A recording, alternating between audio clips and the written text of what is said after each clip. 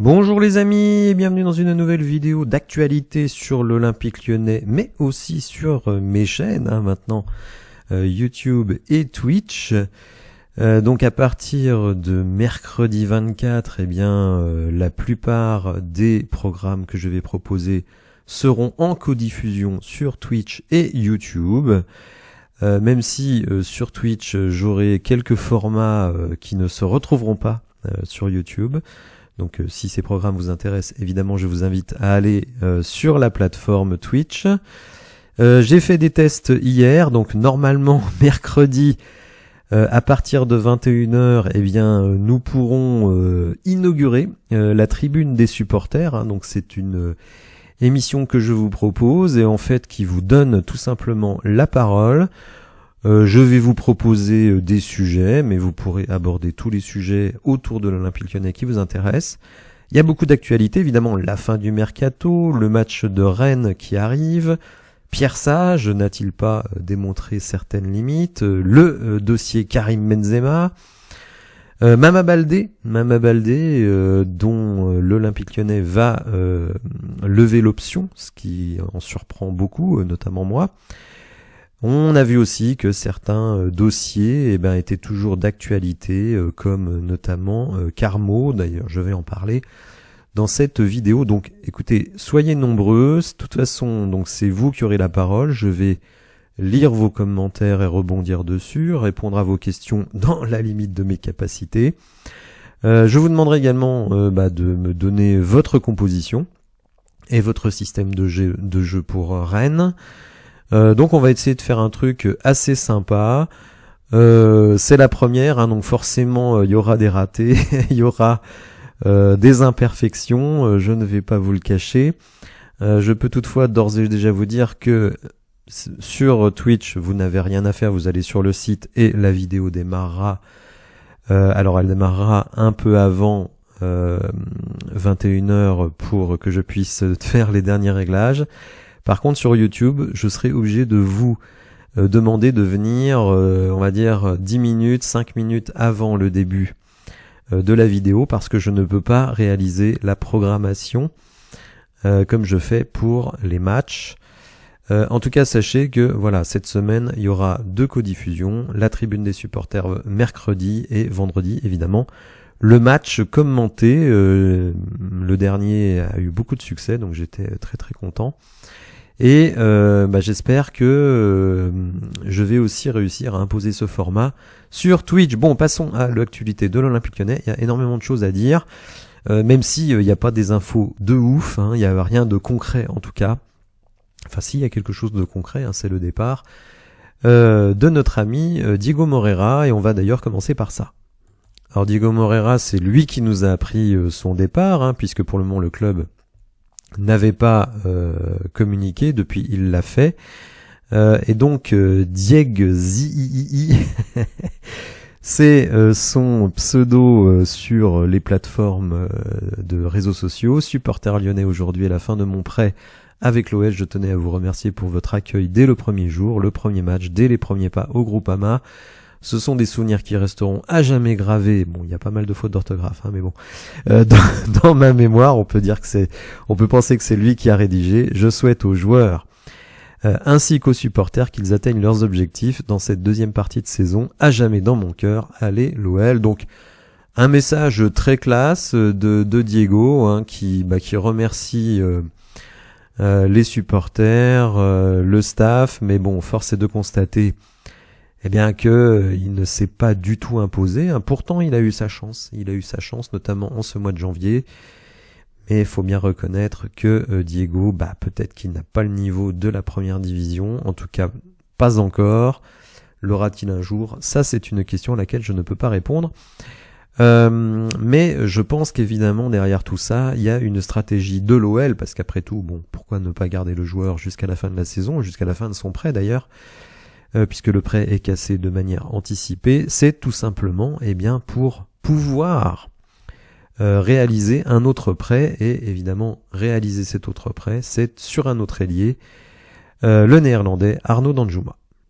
C'est d'ailleurs ce que nous dit Sacha Tavolieri. Alors vous le savez, l'Olympique Lyonnais reste quand même accroché a des dossiers qui traînent depuis le début du mercato d'hiver, hein, Danjuma, Carmo, Matic, hein, donc on insiste, a-t-on raison d'insister? Je dirais que l'histoire nous montre qu'on a tort d'insister. Rappelez-vous, en janvier de l'année dernière, on s'acharne sur Joao Gomez pendant des semaines, et puis au final, on ne fait personne. Cet été, ça a été notre grand ami Renato Tapia.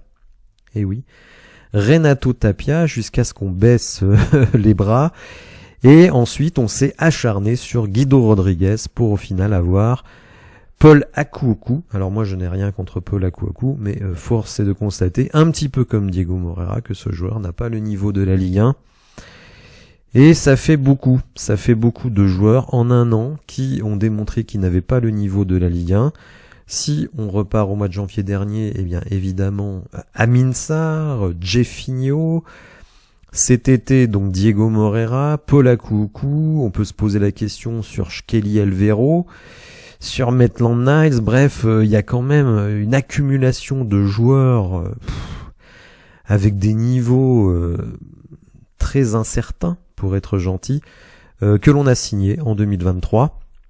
Espérons ne pas faire les mêmes erreurs en 2024. En tout cas, pour le moment, l'OL ne lâche pas Arnaud Danjuma. D'ailleurs, on n'entend pas du tout de nom d'autres ailiers. Bon, lui, le joueur, est plutôt d'accord. Apparemment, Everton a trouvé son remplaçant. Donc maintenant, il faut convaincre Villarreal, le joueur auquel l'équipe auquel appartient le joueur, qu'ils acceptent de nous le prêter.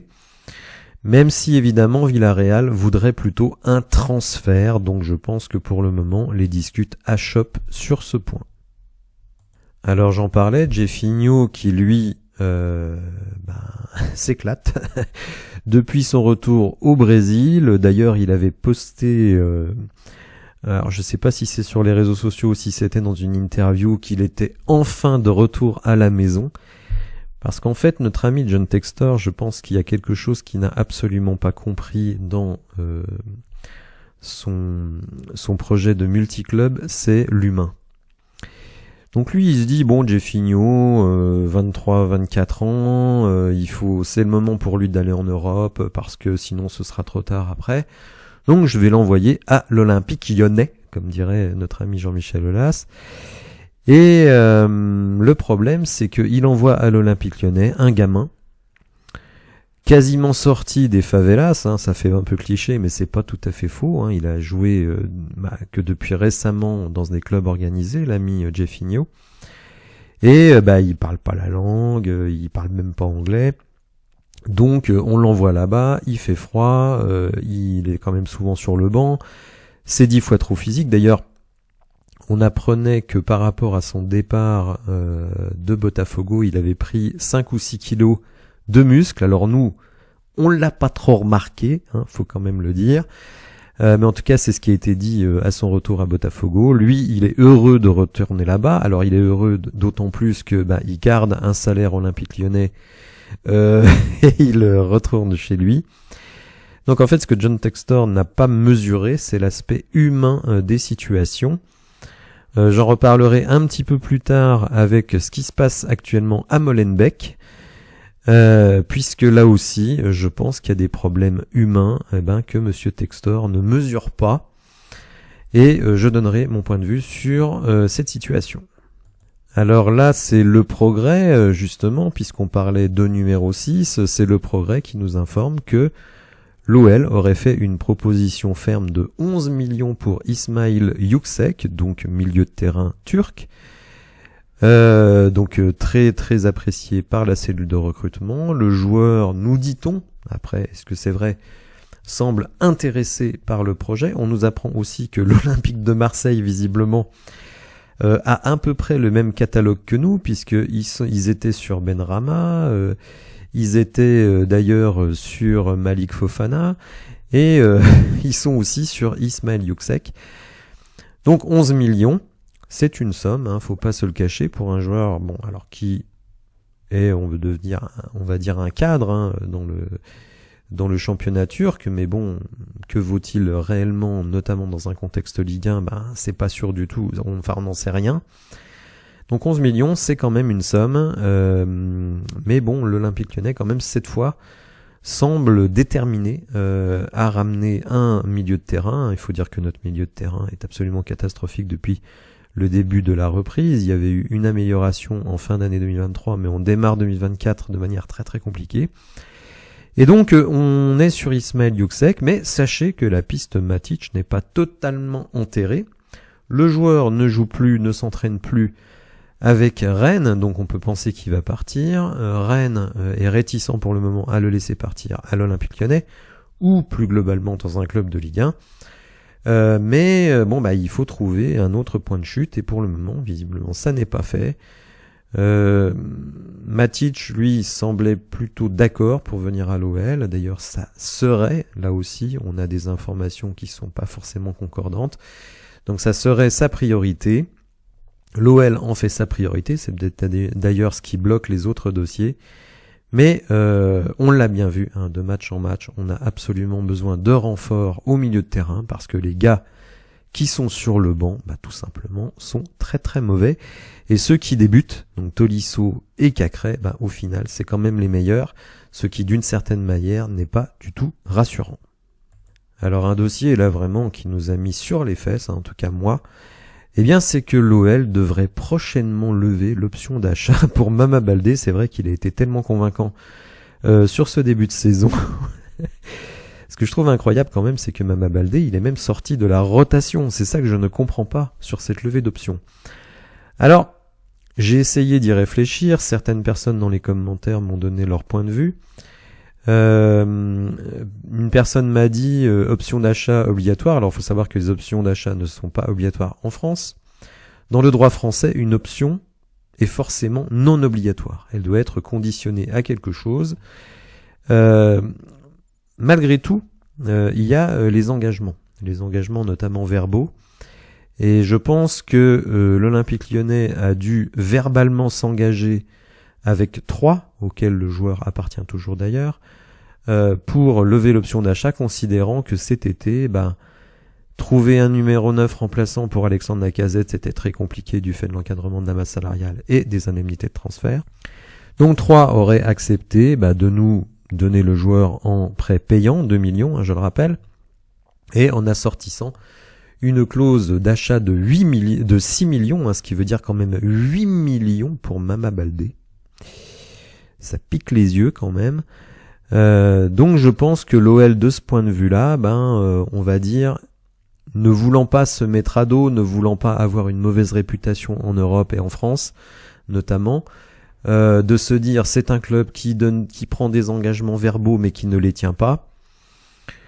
Ce qui voudrait dire aussi que vis-à-vis de Southampton, dont Douye Caleta-Tchar est encore la propriété, je rappelle qu'il est en prêt chez nous, je pense qu'on a dû là aussi s'engager verbalement à recruter le joueur à la fin de son prêt.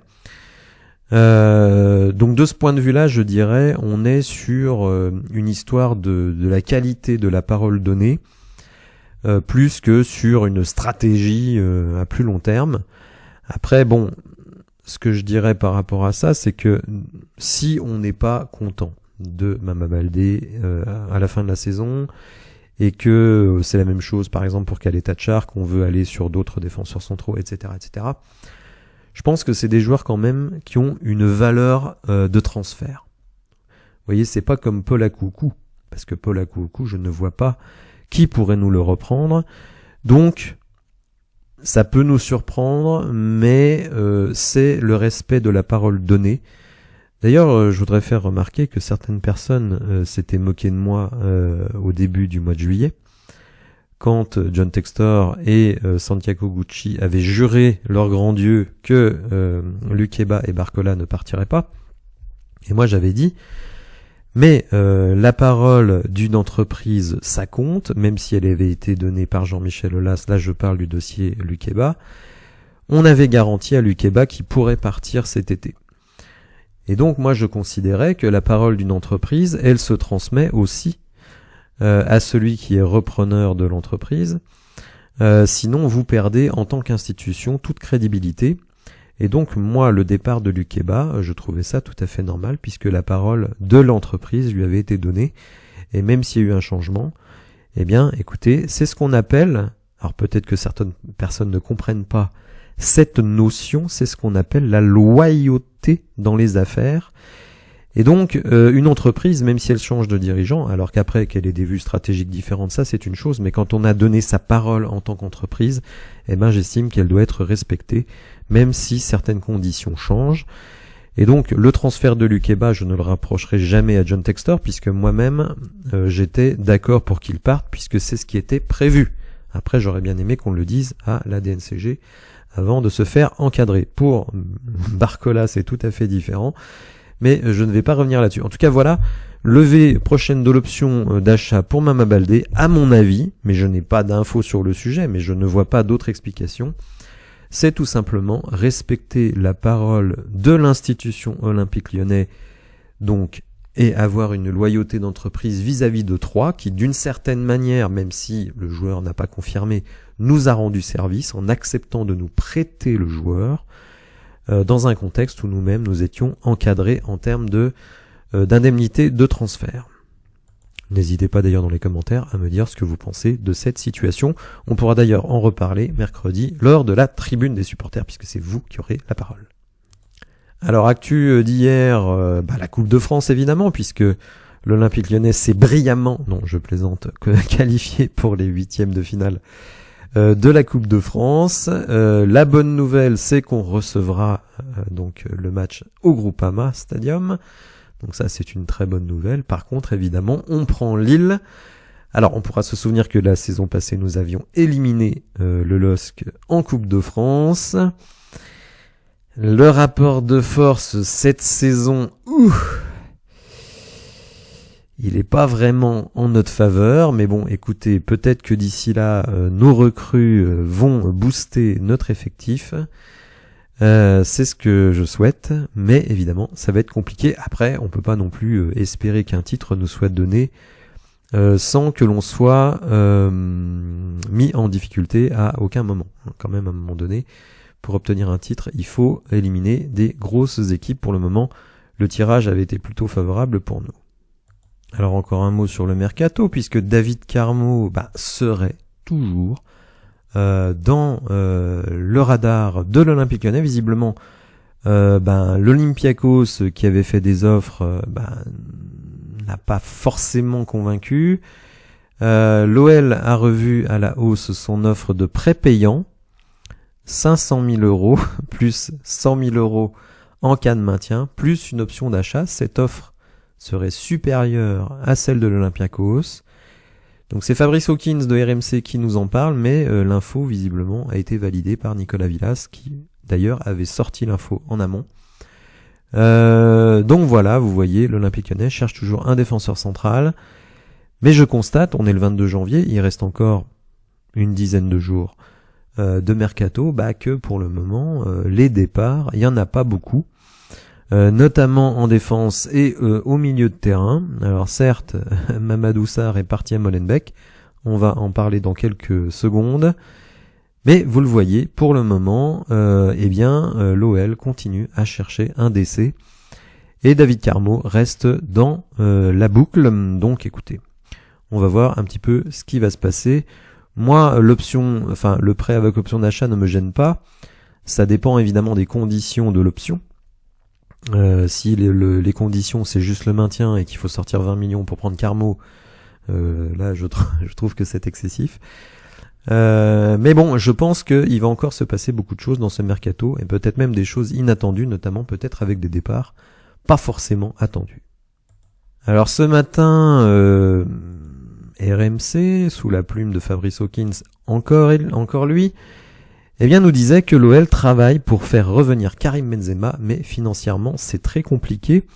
Fabrizio Romano, sur son compte Instagram, a même affirmé que John Textor avait contacté Karim Benzema, mais effectivement, au niveau du salaire, ça coince. Ça, c'est une certitude. Alors que nous dit RMC? Selon nos informations, l'OL travaille pour tenter de faire revenir Karim Benzema, 36 ans, dans une situation compliquée dans son club saoudien d'Al Ittihad, mais le dossier est très complexe, surtout financièrement. S'il est sous contrat jusqu'en 2026 avec le club saoudien, Benzema intéresse l'état-major de l'OL qui s'active en coulisses pour ce qui serait un incroyable comeback. Les dirigeants lyonnais comptent notamment sur les bonnes relations entre Eagle, le groupe qui détient le club rhodanien, et l'Arabie Saoudite pour y parvenir, mais le dossier est très complexe. Le royaume donc d'Arabie Saoudite a beaucoup investi sur le Ballon d'Or 2022 qu'il voyait comme un de leurs ambassadeurs de luxe au même titre que Cristiano Ronaldo, Neymar ou Sadio Mané. Difficile donc de laisser partir seulement 6 mois plus tard avec un très généreux contrat courant encore pendant 2 ans et demi. S'il existe une toute petite chance d'un départ dès cet hiver, l'OL s'estime légitime pour accueillir son ancienne star, né et formé dans la capitale des Gaules. Donc j'avais lancé un sondage il y a quelques jours sur ce sujet puisque je rappelle que l'avocat de Karim Benzema avait laissé entendre que ce serait magnifique dans la carrière de Karim de finir à l'Olympique Lyonnais, et vous étiez majoritairement d'accord. C'est vrai que le professionnalisme de Karim Benzema, c'est quand même quelque chose qu'on n'a pas forcément dans le vestiaire. Certains me disent même il pourrait un petit peu prendre le leadership de l'équipe plutôt que des gens qui se tournent un petit peu les pouces, sans vouloir désigner qui que ce soit, mais bon, on voit très bien à qui on pense. Donc écoutez, en tout cas l'OL travaille sur le dossier. Bon, faut pas se le cacher, ça va être très compliqué parce qu'il y a quand même une affaire de gros sous. Et des gros sous, on en a, mais pas au niveau de ce qui se passe en Arabie Saoudite. Donc ça paraît compliqué, mais en tout cas, sachez-le, 10 jours de mercato et donc l'OL travaille sur ce sujet. Alors ça vient de tomber, vous le voyez à 10h05, confirmation par l'Olympique Lyonnais de la résiliation du prêt de Diego Moreira. Bonne continuation à lui, donc il y a un communiqué sur le club, sur le site du club si vous voulez aller le voir. Faut se souvenir quand même que le prêt n'était pas gratuit. 2,8 millions d'euros, c'était un cadeau. Alors un cadeau de 2,8 millions d'euros, c'est pas forcément bon marché, c'est le moins qu'on puisse dire. C'était un cadeau donc de l'agent Mendes pour on va dire soigner les plaies des supporters lyonnais qui venaient de perdre Bradley Barcola, donc parti au Paris Saint-Germain.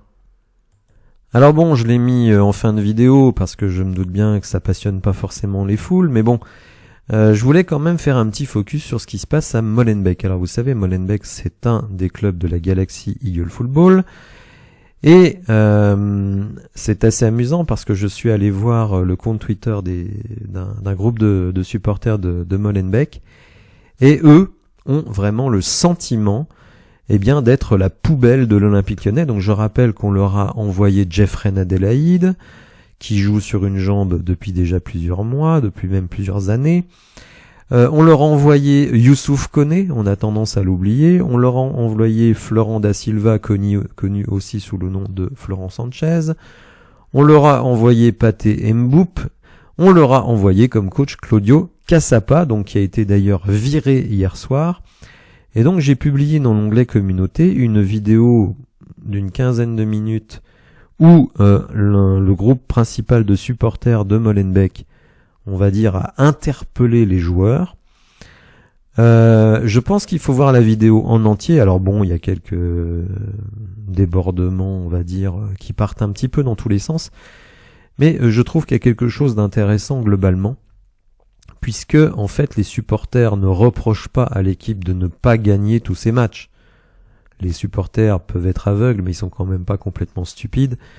Ils savent très bien que Molenbeek est un club promu, que il va pas gagner le championnat de Belgique, il va pas faire la Coupe d'Europe. Mais je trouve que ce qui est intéressant dans ce que disent ces supporters, c'est qu'ils font un comparatif entre cette saison et la saison passée. Donc la saison passée, Molenbeek a roulé sur la 2e division belge. Alors avec un football qui n'était pas flamboyant, mais en tout cas une détermination de tous les instants. Beaucoup de motivation chez les joueurs, etc., etc. Et donc là, les supporters de Molenbeek, en fait, ce qu'ils reprochent aux joueurs, c'est de ne pas, le fameux terme, mouiller le maillot. Et en fait, j'ai réfléchi à cette situation. Et même si ça va pouvoir choquer, parce que notamment un gars comme Jeffrey Adelaide, il a plus d'1,5 million de salaire annuel, donc il est bien payé pour faire son travail, il ne le fait pas. Et en fait, quand vous envoyez les joueurs à Molenbeek, et c'est le cas donc pour Mamadou Sarr, qui d'ailleurs a dû se demander où il avait mis les pieds, c'est qu'en fait, oui, pour Molenbeek, ils sont la poubelle du groupe Eagle. C'est-à-dire qu'on y envoie les mecs, on sait, Botafogo sait pas quoi en faire, hop, ils les envoient à Molenbeek. L'Olympique Lyonnais sait pas quoi en faire, ils envoient à Molenbeek. Crystal Palace sait pas quoi faire les mecs, ils envoient à Molenbeek. Donc en gros, poubelle du groupe Eagle. On imagine mal des joueurs se développer à Molenbeek et venir à l'Olympique Lyonnais. En tout cas, moi j'ai du mal à l'imaginer. Encore moins à Crystal Palace, vous vous en doutez bien. Et si les supporters ont ce sentiment, si le club a ce sentiment, si nous les observateurs nous avons ce sentiment, eh bien les joueurs ont aussi ce sentiment. C'est-à-dire, par exemple, prenons le cas de Jeffrey Nadalaï. Jeffrey Nadalaï, c'est quand même un joueur recruté près de 25 millions par l'Olympique Lyonnais, bon, qui a subi 2 blessures aux deux genoux, donc évidemment pour un footballeur c'est très très compliqué. C'est un joueur qui n'a que 26 ans et loin d'être cramé. Alors il est cramé physiquement, mais il est loin d'être cramé, on va dire pour un joueur de football par rapport à son âge. Et il se retrouve à Molenbeek jouer le maintien. Alors vous me direz, il jouerait le maintien en Ligue 1 s'il était resté à l'Olympique Lyonnais, mais bon, jouer le maintien en Jupiler Pro League, c'est pas tout à fait le même prestige que jouer le maintien en Ligue 1. Les installations du club sont sans doute pas les mêmes. Le montant de supporters n'est sans doute pas le même. Je ne sais pas quelle est l'affluence d'un match de Molenbeek, mais évidemment ça n'a sans doute rien à voir avec l'Olympique Lyonnais, plus les groupes de supporters de l'OL qui se déplacent. Donc jouer dans des grosses ambiances, c'est quand même ce que veulent les joueurs. Donc en gros, là je n'ai pas d'infos sur le sujet, mais j'imagine comment ça s'est passé. On est allé voir Jeffrey Nadalaï. On lui a dit, écoute Jeff, c'est très simple, tu ne joueras pas une seule minute si tu restes à l'Olympique Lyonnais. Voilà, tu as 26 ans, mais tu ne joueras pas une seule minute. On a essayé de te prêter, on trouve personne. Donc, par contre, si tu vas à Molenbeek, tu joueras. Tu joueras, tu seras titulaire. Cassapa, c'est le coach, donc il fera ce qu'on lui dit de faire. D'ailleurs, souvenez-vous qu'à Molenbeek, John Textor avait viré l'ancien coach qui avait réussi la montée 4 jours avant le début de la saison. Pour une raison qu'on a appris depuis, c'est qu'en gros, Textor voulait quasiment faire la feuille de match. Bref, Textor a dit, ouais, non, mais c'est tous des alcoolos. Alors moi, ce que je pige pas, c'est que ces alcoolos ont réussi, notamment à nous battre en match amical et à faire monter l'équipe en première division. Et depuis que Cassapa est là-bas, j'ai pas l'impression que ça marche beaucoup mieux pour eux. Bon, donc comme je le disais, si nous les observateurs, si les supporters ont cette impression que Molenbeek est la poubelle du groupe Eagle, les joueurs aussi. Donc on est allé voir Jeffrey Nadalaï et puis on lui a dit, mais pareil pour Youssouf Koné, ou son autre Florent Sanchez, etc. On leur a dit, écoutez les mecs, vous ne jouerez pas une minute avec l'Olympique Lyonnais, ou alors vous jouerez peut-être en réserve.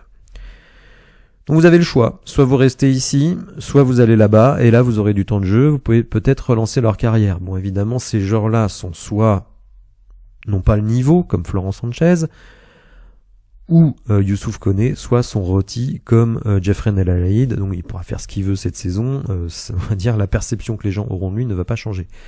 Mais évidemment, ces mecs-là ne se sont pas réveillés un matin en se disant « Je veux absolument aller jouer à Molenbeek ». Non. Je veux dire, Jeffrey Nadalaï, c'est un type qui a joué en Angleterre, je crois, à Arsenal, découvert à Angers, il signe à l'Olympique Lyonnais, etc., etc. Il se retrouve à Molenbeek. Un peu, quand même, poussé. C'est pas lui, comme je disais, qui s'est réveillé un matin en disant « Je veux jouer à Molenbeek ». Donc il y va à reculons. Comme c'est quand même un joueur professionnel, il va aux entraînements, il fait les matchs, mais le cœur n'y est pas. Alors oui, on pourra dire les pauvres chouchous, les pauvres millionnaires qui doivent faire leur boulot. Alors moi, je vous invite à aller vivre à Molenbeek si vous le souhaitez. Mais bon, si vous rajoutez dessus un type qui est passé de Arsenal à Molenbeek, évidemment, c'est difficile. Mais il n'est pas le seul dans ce cas, parce qu'il y a beaucoup de joueurs qui se retrouvent d'une certaine manière contraints par John Textor d'aller à Molenbeek. Donc les mecs, ils en ont rien à carrer. Ils attendent la fin de leur contrat. Ils ne se battent pas sur le terrain. l'équipe a des mauvais résultats. Donc si vous voulez, tout ça est lié.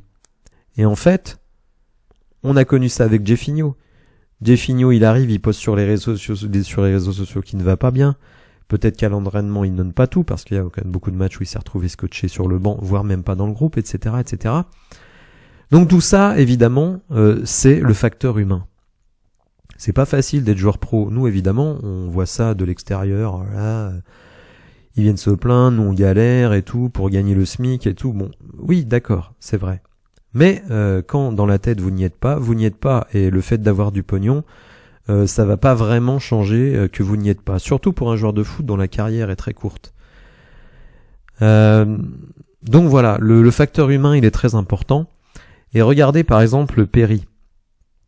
Perry, meilleur gardien du Brésil, international, il arrive à l'OL, il va se retrouver 6 mois sur le banc.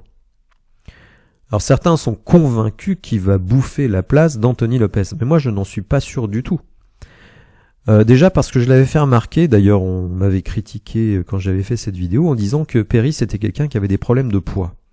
Il suffit d'aller voir des photos, vous allez dans Google, vous faites Lucas Perry, vous regardez des photos de Perry, et vous verrez qu'il n'a pas toujours eu une condition physique absolument parfaite.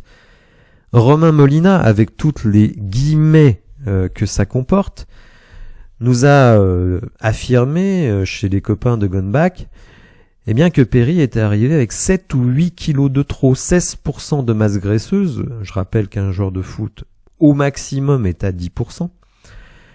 Donc Perry, je me dis, 6 mois sur le banc, mais il s'entraîne tous les jours avec Anthony Lopez. Nous, on ne sait pas ce qui se passe à l'entraînement. En plus, l'entraîneur des gardiens, c'est un pote d'Anthony Lopez.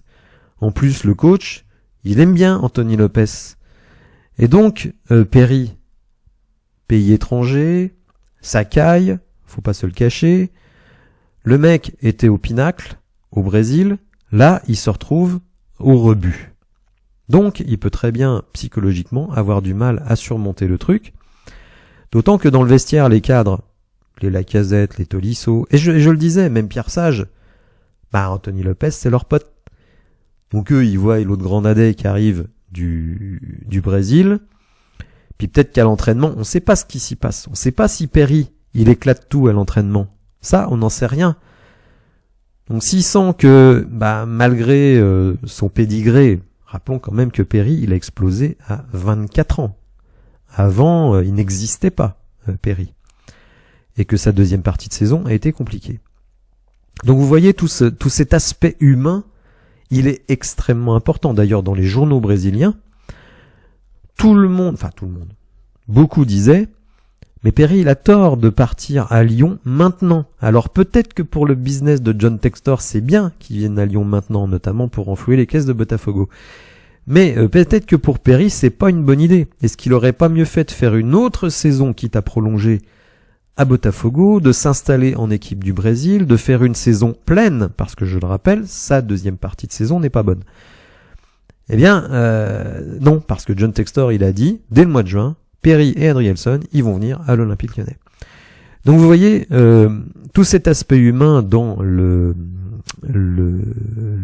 projet multiclub de John Textor, je pense qu'il est totalement, mais alors totalement ignoré, et que pourtant on en voit petit à petit les effets. On le voit avec Jeffinho, on le voit avec Molenbeek, et peut-être qu'on le verra avec Perry. N'hésitez pas dans les commentaires à me dire ce que vous pensez de tout cela. Est-ce que mon analyse, vous la partagez, ou est-ce que vous trouvez qu'elle est à côté de la plaque? Alors évidemment, si vous me dites qu'elle est à côté de la plaque, il va falloir argumenter. En tout cas, merci de m'avoir suivi. La vidéo a été très longue, mais j'espère malgré tout qu'elle a été intéressante. Si vous avez apprécié justement cette vidéo, n'hésitez pas à la liker, à vous abonner à la chaîne, et je vous dis à bientôt, et notamment à mercredi, sauf Mercato avant ça. Donc mercredi, pour la tribune des supporters, c'est vous qui avez la parole. Je m'efface derrière vous, et j'espère qu'on va faire quelque chose de très sympa. Allez, bonne journée à vous, au revoir.